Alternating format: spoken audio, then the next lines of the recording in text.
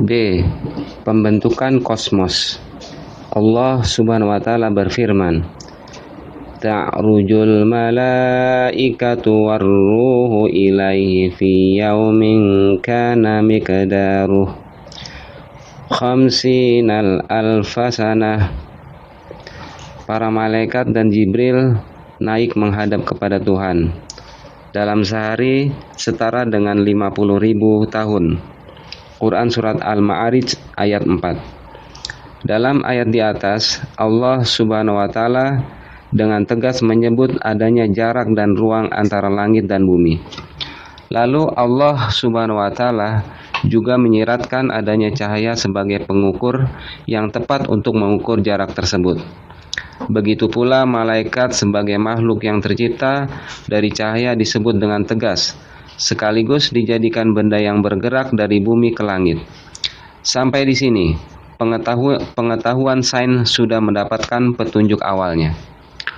Bumi dan planet-planet yang beredar sekitar matahari merupakan suatu alam yang teratur, yang dimensinya sangat besar bagi ukuran manusia.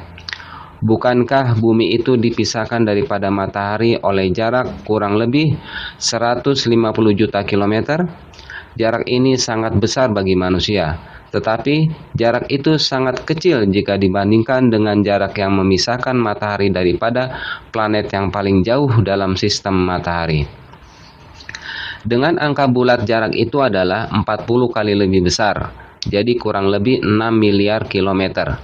Kelipatan jarak tersebut yakni kurang lebih 12 miliar kilometer, menunjukkan dimensi yang terbesar dalam sistem matahari. Cahaya matahari memerlukan waktu 6 jam untuk sampai di planet tersebut, yang bernama Pluton. Padahal cahaya itu mempunyai kecepatan yang dahsyat, yakni 300.000 km per detik. Tetapi beberapa miliar tahun diperlukan cahaya untuk perjalanan dari bintang-bintang yang terjauh sepanjang pengetahuan manusia sekarang sampai ke bumi kita. C. Konsep alam ganda. Allah Subhanahu wa taala berfirman, "Wa min ayatihi khalqus samawati wal ardi wa ma bassa fihima min dabbah wa huwa ala jam'ihim idza yasha'u qadir." Dan di antara tanda-tanda kebesarannya adalah penciptaan langit dan bumi dan makhluk-makhluk yang melata yang Dia sebarkan pada keduanya, dan Dia Maha Kuasa mengumpulkan semuanya apabila Dia kehendaki. Quran Surat Asy-Syura ayat 29. Berdasarkan ayat di atas, diperlukan sikap kritis. Apa yang dimaksud binatang melata di langit dan di bumi?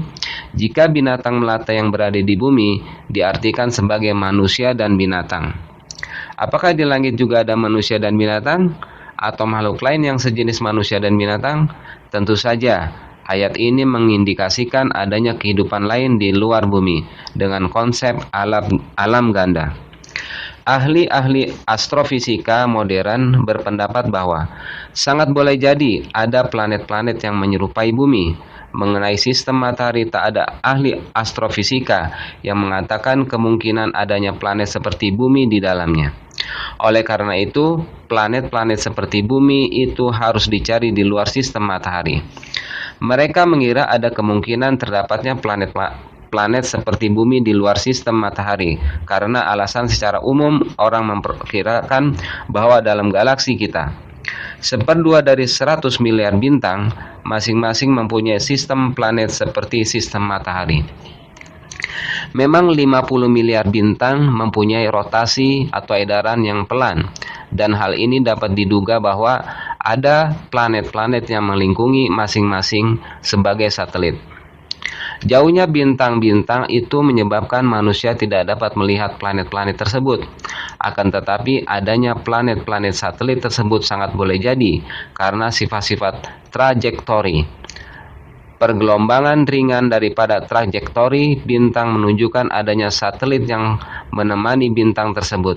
Sebagai contoh, bintang yang diberi nama Bernard mempunyai suatu teman di luar trajektori Jupiter. Bahkan mungkin ada 2 satelit. P. Gurim, seorang ahli astrofisika menulis, sistem planeter sudah terang, tersebar banyak dalam kosmos. Sistem matahari dan bumi tidak satu-satunya yang ada. Kemudian ia lanjutkan, kehidupan sebagai planet-planet yang memberikan tempat juga tersebar di seluruh kosmos, di mana saja terdapat kondisi fisik kimiawi yang diperlukan untuk terbukanya kehidupan tersebut dan perkembangannya selanjutnya. D. Materi interstellar.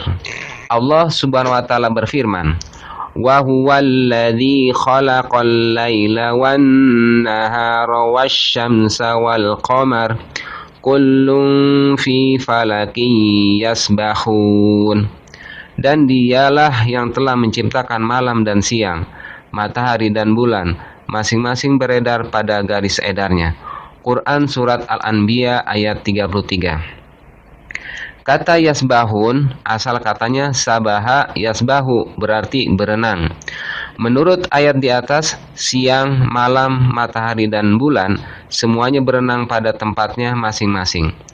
Ayat-ayat di atas dapat dijadikan argumentasi tentang adanya fluida interstellar dan proses penyedotan fluida interstellar oleh bintang-bintang yang berenang itu. Interstellar secara linguistik adalah peristiwa yang terjadi atau berada di antara bintang gemintang. Interstellar ini menempati ruang-ruang yang berada di galaksi Bima Sakti. Cirinya yang khas adalah bergerak, berputar, dan berjalan.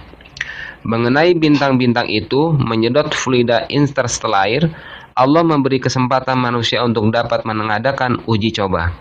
Allah sudah mengatur sedemikian rupa posisi dan jarak bulan, bumi, matahari. Apabila terjadi gerhana matahari, bulan menutup matahari secara penuh. Pada waktu gerhana matahari penuh, peristiwa itu dapat disaksikan. Bahkan telah difoto bahwa matahari dibungkus oleh lapisan yang disebut korona. Dalam foto itu dapat disaksikan bahwa pada lapisan terluar dari korona itu terdiri atas fluida interstellar yang disedot oleh matahari. Maka demikianlah bagaimana Allah menjadikan raksasa-raksasa itu. Bintang-bintang itu berenang melalui fluida interstellar. Sambil berenang, bintang-bintang itu menyedot fluida interstellar yang kecepatan berenangnya rendah, antara 2-3 km per detik. Mempunyai kesempatan banyak menyedot, maka jadilah ia raksasa yang kecepatannya sedikit tinggi, antara 12-15 km per detik, juga tetap menyedot, tetapi tidak sempat menjadi raksasa. Salah satu di antara ialah matahari kita, yang tidak sempat menjadi raksasa. Sejatinya, proses pokok terbentuknya kosmos adalah pemadatan materi dari kelompok gas primitif, terpecahnya dalam beberapa pecahan yang menjadi bahan galaksi. Bahkan galaksi terpecah-pecah menjadi bintang-bintang dan planet-planet yang lebih kecil. Perpecahan yang terus-menerus itu meninggalkan elemen pokok yang dapat dinamakan sisa. Nama ilmiahnya bahkan galaksi interstellar. Bahan galaksi interstellar dilukiskan dari beberapa aspek yang berlainan. Kadang-kadang dari aspek nebula yang gemerlapan menyebarkan sinar yang diterimanya dari bintang-bintang lain yang dapat dibentuk dengan debu atau asap menurut istilah astrofisika. Kadang-kadang dan aspek nebula yang remang-remang dan tidak padat, dan kadang-kadang dari bahan-bahan interstellar yang lebih misterius seakan-akan untuk menghalangi pengambilan gambar-gambar yang angkasa. Adanya jembatan materi antar galaksi sudah dapat dipastikan, walaupun sangat tidak padat, tetapi oleh karena memenuhi ruangan yang sangat besar dan galaksi itu berjauhan sekali satu daripada lainnya, gas-gas tersebut dapat bertemu dengan kelompok lain yang walaupun tidak padat, dapat melalui kumpulan gas galaksi. A. Boychuk mengatakan bahwa adanya kumpulan gas antar galaksi itu sangat penting dan dapat menimbulkan perubahan besar tentang perkembangan kosmos.